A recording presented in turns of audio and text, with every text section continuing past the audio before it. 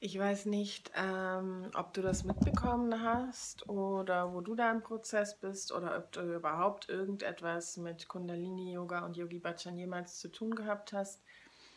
Es ist einfach so, dass dieses Jahr die Herausforderung mit sich bringt, schon ganz am Anfang des Jahres die Strukturen neu zu überdenken und neu zu überprüfen, dass da jetzt gerade schon Sachen rausgekommen sind, wo definitiv Machtmissbrauch stattgefunden hat, was ich jahrelang auch tatsächlich einfach nicht wusste in der Form.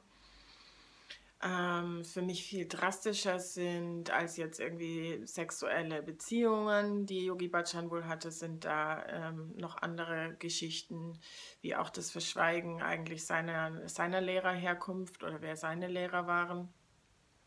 Und all diese Dinge, ich will da gar nicht so im Detail darauf eingehen, haben sehr viel in mir bewegt, persönlich. Ich persönlich habe sehr viel mit dem Thema Führung und ja, weibliche Führung, was ist weibliche Führung in dieser Zeit und so weiter auf verschiedensten Ebenen mit diesem Thema zu tun gehabt. Und deswegen möchte ich jetzt einfach mit dir, mit euch, ja, einen Teil teilen, weil ich es einfach unglaublich wichtig finde, dass wir uns zunehmend mit diesen Themen auseinandersetzen.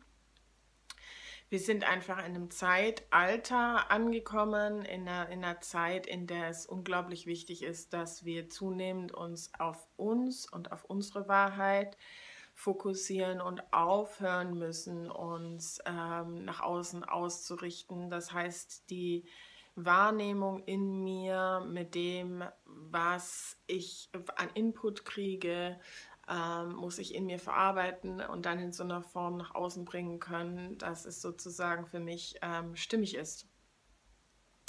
Und das ist die Herausforderung dieser Zeit und für mich besonders als Frau auch an dieser Stelle einfach ja, in diese Haltung hineinzugehen und die Bereitschaft vor allen Dingen zu haben, diese eigene innere Führung und diesen eigenen inneren Kompass zu haben und nach dem auch tatsächlich zu handeln.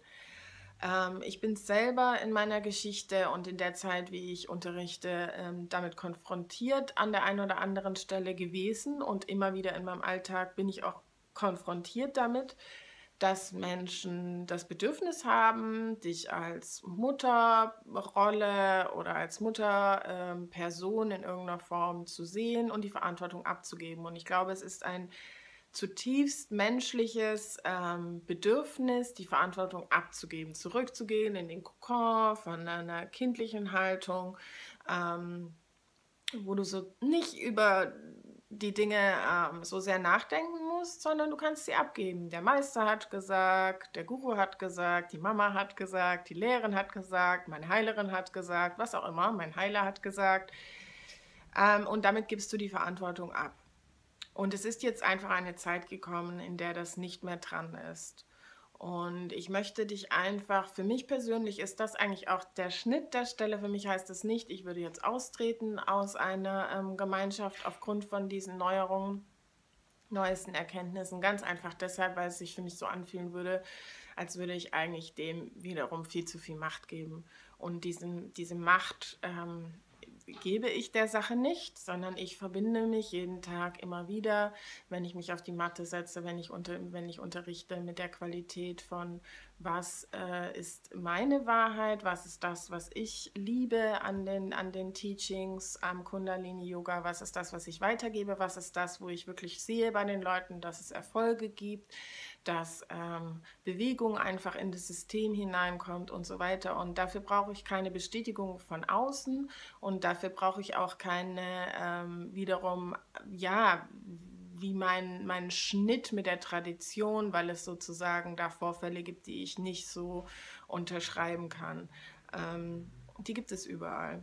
Und diese Erkenntnis ist, glaube ich, für mich persönlich die tiefste an der ganzen Sache, dass es gibt nichts Perfektes, es gibt nie und nirgendwo irgendwas Perfektes. Das Einzige, was wirklich total rein ist und was einfach diesen Kanal total frei hält, ist deine eigene Verbindung in deinem Herzen zu dem Höheren und die immer stärker aufbauen zu lassen. Das heißt, dein innerer Lehrer, dein innerer Guru, dein innerer Richtstab, Das ist das, was zunehmend wichtig wird und das dürfen wir einfach nicht vergessen. Und ich hoffe einfach, dass ich mit diesem Video vielleicht einigen, ja, den Hinweis geben kann: Glaub mehr an dich, glaub mehr an deinen inneren Kompass. Es ist nicht schlecht, dich irgendwo beraten zu lassen und den inneren Kompass und die Schattenseiten vor allen Dingen, weil meinen Schatten kann ich selber nicht sehen, zu überprüfen und zu gucken: Okay, wo stehe ich da? Das ist enorm wichtig und das ist das, was so viele vergessen und ich mache das auch. Und das ist okay und das ist kein Zeichen von Schwäche. Aber auf der anderen Seite eben auch nicht blind zu vertrauen und zu sagen, der und der hat das und jenes gesagt. Nein, überprüf es für dich. Stimmt es für dich, das Mantra an der Stelle, in der Position zu singen? Ja, nicht, dass wir dazu übergehen in dieses, na ja, dann mache ich es gar nicht mehr oder ich habe keine Lust oder ne, dieses innere Schweinehund. Nein, bleib dabei, aber prüfe für dich selber persönlich, ob du was darin finden kannst. Das ist es doch eigentlich. Und das ist die Essenz. Und das ist so, wie ich es unterrichte. Und das ist so, wie ich es zunehmend und auch mit einer größeren Schärfe unterrichten werde, weil es einfach so unglaublich wichtig ist.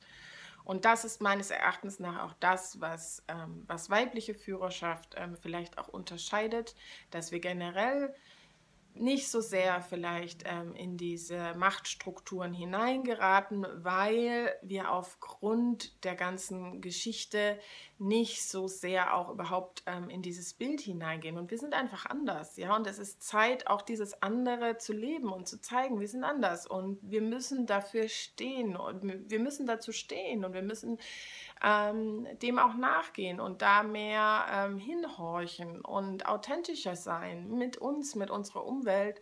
Und klar gibt es Grenzen. Du kannst dich nicht auf alles und auf jeden einlassen, der irgendetwas von dir will. Um Gottes Willen, würden wir niemals tun. Was ist dein eigener innerer Kompass? Was ist dein Kompass, von dem aus du agierst, wo du sagen kannst, das ist meine Wahrheit und da sitze ich und da bleibe ich sitzen und ich werde diese Wahrheit unterrichten, weil mein innerer Kompass dazu Ja sagt. Und das ist mein Statement. Ich weiß nicht, ob du es verstanden hast, was ich dir vermitteln wollte. Vielleicht ist es sehr subtil. Lass mich wissen in Kommentaren. Du kannst mich sehr gerne vielleicht auch abonnieren oder weiterempfehlen. Das würde mich sehr freuen, in dem doch noch kleinen, wachsenden Kanal hier. Und ich werde dir immer wieder Inputs geben. Und das ist ein kleiner Input erstmal zu diesem Thema. Und ich weiß, es ist auch Zeit für mich. Ich fühle diesen inneren Ruf noch mehr, nicht irgendjemandem zu folgen, sondern mehr mir selber zu vertrauen, mir selber zu folgen und das zu sagen, was in mir drin ist und nach meiner Wahrheit zu leben und zu gehen und diese nach außen zu tragen. Und wenn ich damit ein klein bisschen was bewegen kann auf diesem Planeten zum Positiven hin, dann ist das schon genug. Und ich wünsche mir sehr, dass ich dich inspirieren konnte und lass mich wissen.